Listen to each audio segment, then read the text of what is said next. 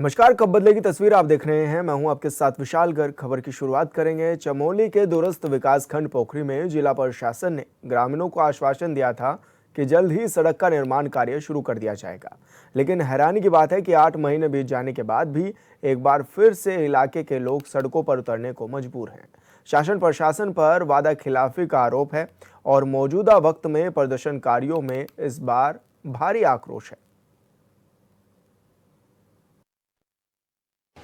34 दिनों का जो ये आंदोलन हुआ था नौली धुतीधार मोटर मार्ग, जब इसका जिस दिन ये शासनादेश हुआ था तो तब हमें उम्मीद थी कि इस पर जल्द से जल्द कोई कार्रवाई होगी। लेकिन आज 7-8 महीने बीत जाने के बाद भी इस पर विभाग की जो लापरवाही है साफ दिख रही है। लेकिन हम उम्मीद करते हैं कि अगर इस पर जल्द से जल्द ये विभाग अगर कोई नतीजा नहीं लेता है तो हमें दोबारा बाध्य होना पड़ेगा और सारे लोग जो हमारे जितने भी जनप्रतिनिधि हैं, हमारे मीडिया कर्मी हैं, इस पर फिर से हमें ये उसके लिए आंदोलन। 10 फरवरी 2024 को नौली धोतीधार मोटर मार्ग के लिए पोखरी के समस्त जनप्रतिनिधियों ने एक आवाज़ उठाई थी, एक आंदोलन किया था और 34 दिनों के धरना देने के पश्चात इसका जो शासनादेश हुआ, शासनादेश होने के पश्चात मात्र अभी तक एक बार इस रोड की सर्वे हुई है और 7-8 महीने बीतने के बाद भी अभी इस पर कोई भी कार्यवाही विभाग के द्वारा नहीं की गई है। बहुत दुख की बात है, क्योंकि मैं आप लोगों के माध्यम से समस्त क्षेत्रवासियों से कहना चाहता हूं, क्योंकि देखिए क्षेत्र हित में सभी रोडों का बनना बहुत ज़रूरी है। हम किसी रोड के उसमें नहीं है कि कोई भी रोड ना बननी सभी रोड जाए, लेकिन अगर प्राथमिकता के आधार पर देखा जाए तो नौली धोतीधार मोटर मार्ग सबसे यहाँ जो पोखरी का विकास है, पोखरी जो पूरा क्षेत्र है, यहाँ के जो 40-50 गांव हैं, इनके लिए चाहे रोजगार हो, पर्यटन हो, तीर्थाटन हो, इसके लिए बेहद ज़रूरी यह सड़क बननी चाहिए, क्षेत्र हित में बननी चाहिए, रोजगार के लिहाज से यह रोड बननी चाहिए। इसको देखते हुए मेरा सभी विभागीय जितने भी कर्मचारी हैं, सभी लोगों से ये कहना है कि आप प्राथमिकता में इसको रखिए और इसका जल्दी से जल्दी जो भी इस पर आगे की कार्रवाई होती है इसको करिए, अन्यथा मजबूरन हम सभी को एक बार पुनः इस आंदोलन के लिए दोबारा यहाँ इस क्षेत्र में फिर एक बार आंदोलन करना। जिसका विजिट होना है, अभी मेरी बात हुई नेक्स्ट वीक का, वो टेंटेटिव प्लान कर रहे हैं कि नेक्स्ट वीक तक मैं अपना प्रोग्राम बनाता हूँ। बाकी देखते हैं जैसा भी होगा सूचित की जाएगी। जैसा कि आप सभी जानते हैं कि अभी क्षेत्रीय जनता कुछ टाइम पहले पोखरी के मुख्यालय डाक बंगले में 34-35 दिन धरने पे बैठी। उनकी मांग थी नौली धोतीधार सड़क, जो कि पर्यटन की दृष्टि से बहुत महत्वपूर्ण है और जिससे लोगों को रोजगार भी मिलेगा।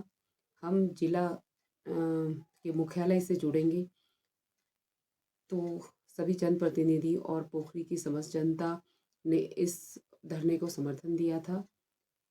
33-34 दिन धरने पर बैठने के बाद सरकार की तरफ से आश्वासन दिया गया था कि इस पे बहुत जल्दी कार्रवाई की जाएगी, किंतु आज इतने महीने बीत जाने के बाद भी इस पर किसी प्रकार की कोई कार्रवाई नहीं की गई है और केवल आश्वासन मात्र ही दिया गया था।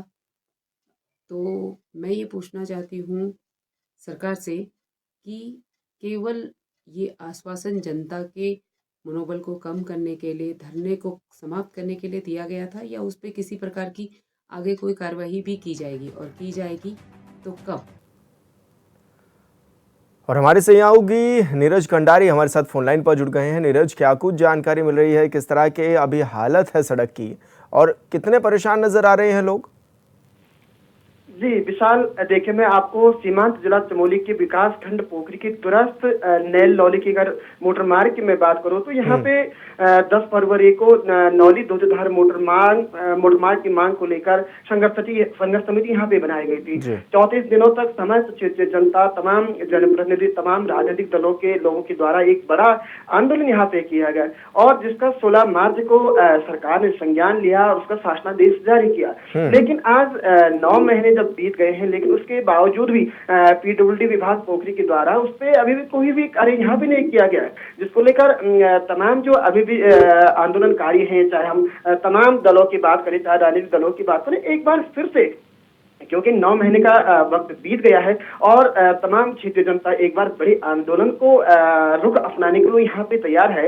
लेकिन जिस तरह से लोक निर्माण विभाग गहरी नींद में यहाँ पे सोया हुआ है, तो एक कहीं ना कहीं जो सरकार की छवि है, सरकार की छवि को धूमिल करने का भी काम विभागों के द्वारा यहाँ पे किया जा रहा है। और वहीं अगर इस मोटर मार्ग का सर्वे नहीं हो पाता है, निर्माण नहीं हो पाता है, तो स्थानीय जनता एक बार फिर से बड़े आंदोलन का रुख यहाँ पे अपनाएगी। जी विशाल। लेकिन नीरज, जिस तरह से डबल इंजन की सरकार है और सरकार के लगातार दावे भी रहते हैं कि दूर दराज तक बैठे हुए लोगों तक सड़कें पहुंचाने का काम जारी है, अलग अलग विभागों के जरिए सड़कों को बनाने का काम भी किया जाता है, लेकिन क्या माने आखिर क्यों सुविधाओं से वंचित रखा जा रहा है और पिछले 8 महीनों से भी ये लोग इंतजार कर रहे हैं, अभी तक सड़क नहीं बनी है?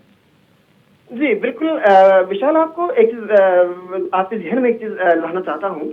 राज्य गठन के बाद हमारी उत्तराखंड में चाहे भाजपा की सरकार हो, चाहे कांग्रेस की सरकार हो, बारी बारी से दोनों सरकारें आती रही और जो दूरस्थ हमारे क्षेत्र है वहाँ भी आज सड़कों की स्थिति बड़ी दयनीय बनी हुई है। वहीं अगर नौली धोतीधार मोटर मार्ग की यहाँ पे बात की जाए तो एक 34 दिन का एक बड़ा आंदोलन यहाँ पे हुआ और 34 दिन के आंदोलन के बाद जब सरकार ने शासनादेश जारी किया, लेकिन उसके बाद 9 महीने अभी बीत गए हैं। लेकिन इसमें चाहे हम लोक निर्माण विभाग की बात करें, चाहे सरकार की बात करें, तो कहीं ना कहीं दोनों सिस्टम यहाँ पे फेल नजर आ रहे हैं। इसका कारण ये माना जा सकता है क्योंकि शासनादेश सरकार ने जारी किया है, जनता को लुभाने के लिए शासनादेश तो जारी कर दिया है, लेकिन उसका निर्माण कार्य आधार में लटका है। तो इसके लिए सरकार को गंभीरता से इस मामले को सोचना चाहिए और विभाग को इस मामले को संज्ञान देना चाहिए। बिल्कुल नीरज, आप बने रहिए हमारे साथ सामाजिक कार्यकर्ता तरुण बिष्ट भी जुड़ गए हैं। तरुण जी, बहुत स्वागत है आपका चैनल पर। नमस्कार। जी तरुण जी, किस तरह की तकलीफें आसपास के लोगों को होती है, क्योंकि सामाजिक कार्यकर्ता हैं आप भी लगातार उन समस्याओं को देखते होंगे, उन पर समाधान करने के लिए काम करते होंगे, तो किस तरह की दिक्कतों का सामना करना पड़ता है आप लोगों को और साथ ही ग्रामीणों को? सर नमस्कार सर। सर मैं ये कह रहा था कि जैसे कि ये जो जब नरेंद्र सिंह भंडारी जी की करीब 30-35 साल पहले की ये सोच थी, तो आज 30-35 साल बीत जाने के बाद भी जो सरकारें हमारे, आज तो 24 साल उत्तराखंड को बने हुए हो गए हैं, लेकिन वो हमारा जो क्षेत्र है ना, खासकर जो पोखरी क्षेत्र है, जैसे चलो हम माने तो जो सीमट का क्षेत्र है या और क्षेत्र है, वहाँ लोगों के पास फिर भी कुछ ऑप्शन है। लेकिन मुझे लगता है कि आज जो पोखरी क्षेत्र है, ये सबसे पिछड़ा हुआ क्षेत्र में मान सकते हो उसको, क्योंकि यहाँ पे ऐसा कोई रोजगार का ज्यादा सिस्टम नहीं है, सड़कों की स्थिति बहुत खराब है। और हमें लगता है कि सर अगर ये नौली धोतीधार का ये मिलता है तो ये पोखरी के जितने भी लगभग 30-40 गाँव है, सभी जो युवा है उसको इसका फायदा होगा। तो ये रोजगार की दृष्टि से, पर्यटन की दृष्टि से मील का पत्थर साबित होगी सर ये। तो आखिर वजह क्या मान रहे हैं कि जो इतना अधर में लटकी हुई है सड़क की, 8 महीनों से तो इंतजार ही कर रहे हैं ग्रामीण, जबकि उससे पहले से ही ये मांग चली आ रही थी?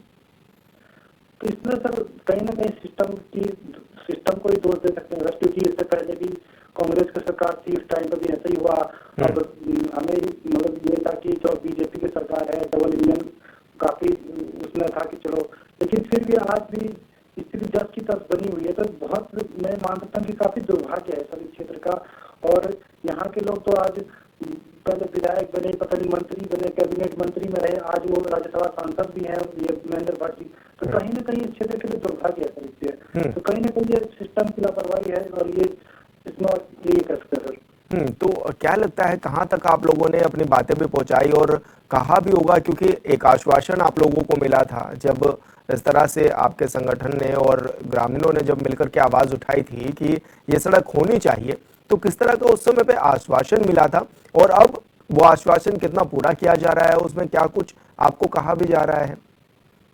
सर जब ये आंदोलन हुआ था तो मुझे लगता है कि जितने भी लोग थे, क्योंकि ये सिर्फ ऐसा नहीं कि क्योंकि पोखरी का जितना भी चाहे प्रधान संगठन हो, मीडिया कर्मी हो, जितने भी कार्यकर्ता हैं, हम कुछ लोग जो देहरादून में है, तो उस टाइम पे लास्ट तक ये जो पर्यटन मंत्री हैं सतपाल महाराज जी, तो उन्होंने भी कहा था कि इस पर जल्द से जल्द कुछ कार्रवाई होगी। लेकिन अभी तक हम दुर्भाग्य मान सकते हैं कि इस पर अभी तक कोई कार्रवाई नहीं हुई है। और अगर ऐसा नहीं होता था तो फिर कहीं ना कहीं दोबारा बाध्य होना पड़ेगा हम लोगों के लिए इस चीज के लिए। तो यानी कि गांव वाले आंदोलन करने को फिर से मजबूर होने को हैं? जी मजबूर हैं। और हम तो ये कि इस पे हम हर हफ्ते हर महीने मतलब संडे के दिन एक मीटिंग हम लोग हमेशा तय करते हैं, इससे हमेशा बात होती रहती है। जी तो ऐसे में अभी जिम्मेदार जो अधिकारी हैं, क्या उनके कानों तक भी ये बात पहुंची है कि भाई आपने इतना लंबा समय लगा दिया और आश्वासन आप देते रहे कि जल्दी सड़क बना देंगे और फिर भी सड़क नहीं बन पाई। तो ऐसे में जो लोग हैं उनको तकलीफें किस तरह की वहाँ पर नजर आती है आप लोगों को? सर तकलीफें ये है कि जब भी हम कहते हैं कि हमेशा हर दिन, चाहे वो प्रधान संगठन हो चाहे हमारे जो सामाजिक लोग हो, तो हर दिन हम मतलब ऑफिसों के चक्कर लगाते ही हैं सर। इस पे मतलब हर दिन हम लोग कोई ना कोई प्लान बनता है, लेकिन फिर भी आज तक अगर नहीं हो पा रहा तो कहीं ना कहीं हम ये मानते हैं कि सिस्टम ही पूरी तरह से दोषी है। और अगर ऐसा नहीं होता है तो फिर से हमें मजबूरन हम लोग को ये बाध्य होना पड़ेगा सर। अच्छा, क्योंकि ये भी देखा जा रहा है कि 16 मार्च को एक शासनादेश भी विभाग की तरफ से जारी भी कर दिया गया था कि ये सड़क बननी है, लेकिन फिर लापरवाही कहाँ पर बरती जा रही है? किसको आप इसका दोषी भी मान रहे हैं? सर दोस्त मैं सीधा सीधा ये कह सकता हूँ कि मौजूदा सरकार है, क्योंकि इस पे उन्हें एक्शन लेना चाहिए था। जिस समय ये हमारे राज्यसभा सांसद महेंद्र भट्ट जी, उन्होंने भी कहा था कि इस पर जल्द से जल्द कोई ठोस कार्रवाई होगी, लेकिन हम ये मानते हैं कि अगर इस टाइम तो हम उन्हें ही दोष देंगे या मौजूदा सरकार को ही दोष देंगे, क्योंकि सत्ता में बीजेपी है और सेंटर में बीजेपी है। तो हम ये मान सकते हैं कहीं न कहीं सरकार का दोष है या अधिकारियों का ही दोष है इसमें। बिल्कुल तरुण जी, बहुत शुक्रिया आपका, आपने अपनी बात रखी, आपने हमें बताया। और हमारे साथ तरुण धीरेन्द्र राणा जी भी जुड़ गए हैं। धीरेन्द्र राणा जी, बहुत स्वागत है आपका, अध्यक्ष हैं संघर्ष समिति के। धीरेन्द्र जी, जिस तरह से देखा भी जा रहा है कि काफी तकलीफें भी हो रही हैं लोगों को, तो अभी आप ही के मुंह से सुनना चाहेंगे कि किस तरह की तकलीफें हो रही हैं अभी इस सड़क के ना होने से। सर सर्वप्रथम तो सर मैं HNN न्यूज का दिल से हार्दिक अभिनंदन करता हूं कि आप समय समय पे पहाड़ की पीड़ा और पहाड़ में जो पलायन हो रहा है और तमाम सार्वजनिक विषयों पे आप समय समय पे आवाज उठाते हैं, इसके लिए आपका स्वागत एवं धन्यवाद है जी। और जो कि आपने अभी पूछा कि लोगों को क्या क्या तकलीफें हो रही है, सबसे बड़ा विषय तो पहाड़ों में ये है कि रोजगार सबसे बड़ा विषय है जी। देखिए सबसे ज्यादा जो पलायन हो रहा है पहाड़ों से हो रहा है, और अगर ये सड़क बनती है तो बहुत तकरीबन आप लगा लीजिए सड़क बनने से कम 40 से 50 गांवों को सीधे सीधे लाभ पहुंचने वाला है, जिसमें लोगों को रोजगार मिलेगा अगर पर्यटन खुलता है। और आप ये लगाइए कि पहाड़ों के जितने भी नवयुवक हैं 8 से 10 हजार की नौकरी के लिए पहाड़ों से बाहर पलायन कर रहे हैं। और अगर ये रोड बनती है तो उन्हीं को उनके घर में ही रोजगार की अपार संभावनाएं इस रोड के बनने से मिल सकती हैं जी।